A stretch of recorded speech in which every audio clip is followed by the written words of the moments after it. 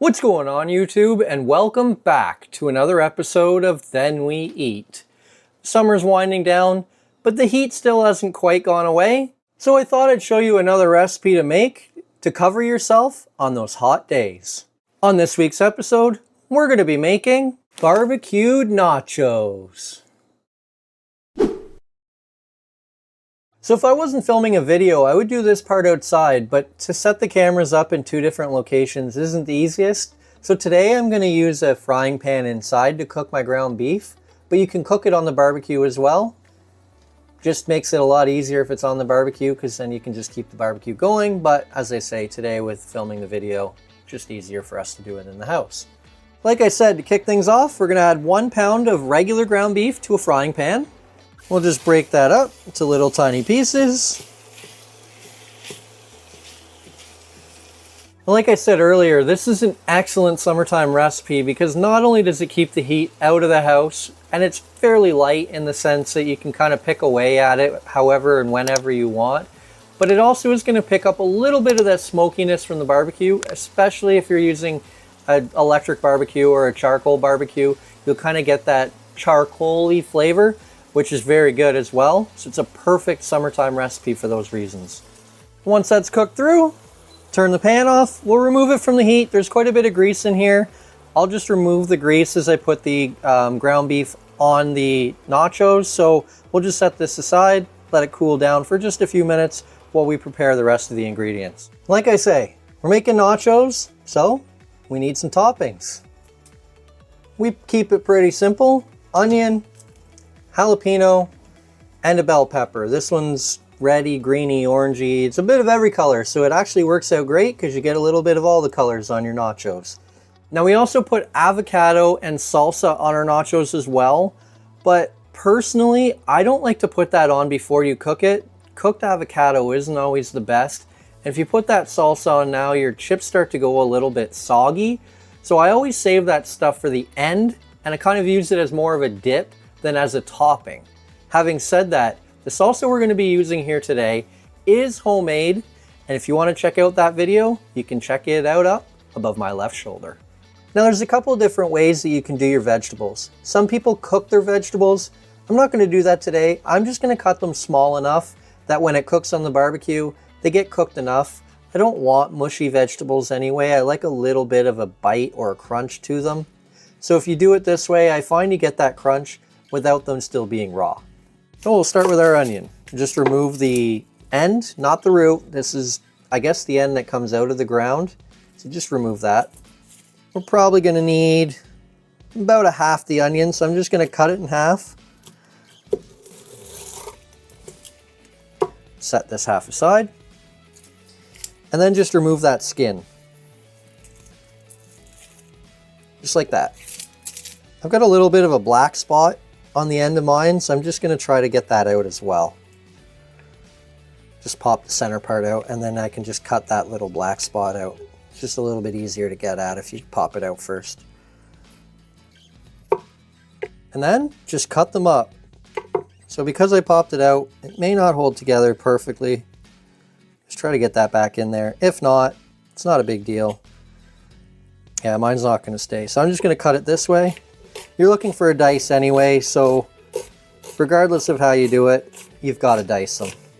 So I find the easiest way to dice it, cut it one direction, turn it, cut it in the other direction, and then just keep rotating back and forth on the directions until it's nice and diced. If you want to make fun of me, now's your chance, because I've got some onion juice in my eye and they're burning a little bit. If you want to avoid that, looks ridiculous, but if you stick a slice of bread in your mouth and hold it, it can't splash up and hit you in the eye. It'll at least keep your eyes protected without having to wear big goggles. I'd say that's probably enough. So once it's all diced, you can kind of just set it aside, and we'll move on to our jalapeno. So with our jalapeno, cut the end off. And I'm a glutton, so I'm actually going to just keep the seeds in for this one. It is a homegrown jalapeno, so it should be a little bit hotter than what you get in the store. I guess depending on where we got our seeds from, we may have got them from a jalapeno from the store anyway. So I'm not too worried about it. I don't think they'll be crazy hot. So I think it'll just give it a nice flavor. So I'm just going to leave them in. So I find the easiest way to do it, cut it in half and then cut it into fairly thin strips, or as thin of a strip as you can get. And then because of the way I've cut this, dicing it is quite easy. Just get all of your strips, line them up all the same direction, then you can just cut them into a dice just from there. There we go. Like I say, I'm only going to use one jalapeno today. You can use more if you like the flavor or the spice, but I think one should be good enough. Now, I've used jalapeno or cut jalapeno. My hands are going to be quite hot and they will burn your face or your eyes if you touch them. So make sure you wash your hands before you move on.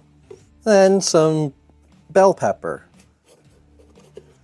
I find the easiest way to cut a bell pepper is just to follow the little ridges or grooves, because I don't need all of the bell pepper, so I'm just going to follow that groove and just cut straight down. The nice thing about doing that, it leaves all the seeds stuck in the middle of the bell pepper. Now there's a little bit of pith on there, just kind of trim that off. And then we're going to cut the bell pepper the same way we did our jalapeno. So we're just going to cut them into thin strips. Then the same concept. Turn it sideways and just cut them into little chunks.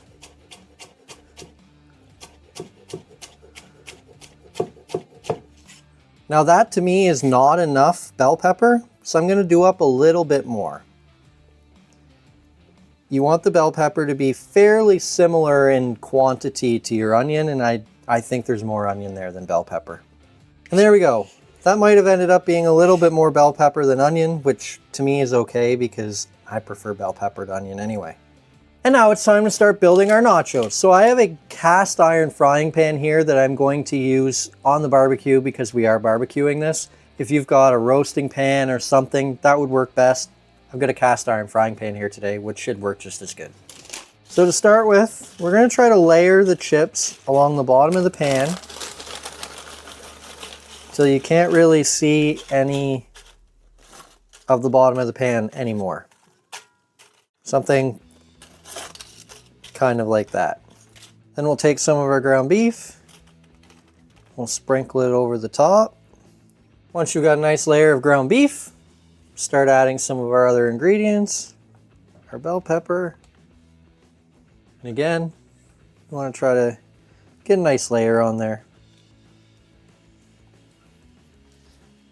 Some of our onion and some of our jalapeno.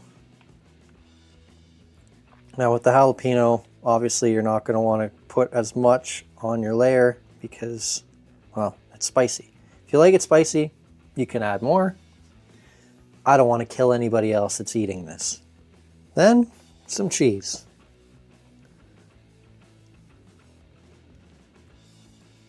And if you were feeding a normal family, now you'd be done. I'm a little bit extra hungry tonight, so I'm actually going to do a second layer. I saved just a little bit. It's going to be a much smaller layer than the first, but just gives it a little extra food. So the concept is the same. We're not going to get it covered this time because there's less. So just try to cover it as best you can. Something sort of like that. Then we'll add some more ground beef. The rest of our vegetables. Bell pepper. Might have added a little too much to the first layer. I'm going to run out, so it's going to be a little less vegetable-y. But if you pick it from the whole, and not just the top, but the whole stack, you'll get lots of vegetables in there. There's our jalapeno. And a little bit of onion. And then we need a little more cheese to go on top. I ran out of grated cheese, so I'm just going to grate some more. This is mozzarella cheese here today. You can use cheddar or whatever kind you like. We had an open brick of mozzarella, so I'm just using that. Really doesn't matter with store-bought cheese. There isn't a whole lot of flavor difference anyway when you buy the regular bricks of cheese. We'll try that and we'll see where we end up. So there we have it. Now I'm gonna toss this on the barbecue off the heat. So we're gonna use the heat from the barbecue kind of like an oven, and as I say, get that smoky flavor without burning the chips by putting it directly over that flame. So just keep it off the flame. If you've got a propane barbecue, turn on one burner, put it on the other. If you've got one of the electric barbecues, I think you just push it to the one side. I think the fire is mostly on one side. Don't have one, never used one, but I'm pretty sure that's how they work. We've got a charcoal. We built the fire on one side, just put it off to the other. Same concept, different flame methods. So we'll see you in a couple minutes when it's time to throw it on the barbecue.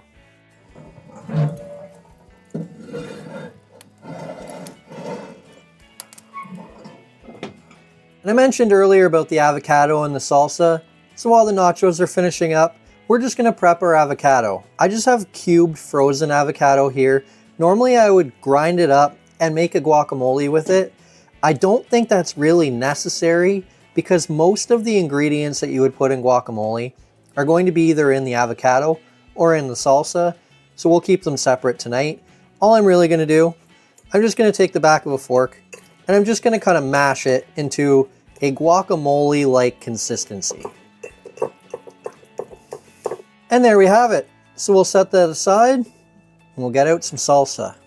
Now we'll put some salsa in a bowl. Like I say, this is our homemade salsa. I would highly recommend checking it out. I left the card there earlier. Just so you can see how it's turned out after a couple of weeks. You can see it's a nice consistency. Looks excellent. And it smells terrific. And there we have it. Smells nice and smoky. And it looks great. Let's give it a try and see how it actually is. I'm gonna start with a small one because it's gonna be quite hot. We used a different tortilla chip today. They're very, very good. They were a cheese tostito, I think. Excellent. Nice smoky flavor. And that smoky flavor really, really comes through. These are very good. Jalapeno lets off a kick. The rest of the vegetables and the meat are exactly as you'd expect. This is fantastic. So that's it for this video.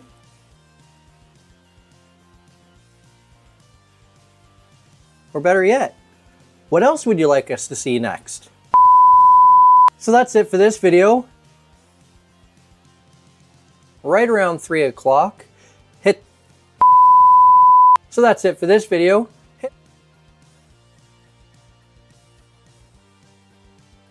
Is there some kind of a barbecue recipe you'd like us to see? Today, Junior! So that's it for this video. Hit like if you like the video. Subscribe to the channel if you haven't already. Hit the notification bell to be notified when we upload next. We upload a new video every Friday afternoon, right around 3 o'clock. Share the video with all of your friends and comment down below. What did you think of this recipe? Or better yet, what would you like to see us make next? Is there some kind of a barbecue recipe or something else you'd like to see us make? Let us know in the comments below. Oh, and don't forget, first we cook, then we eat. So good.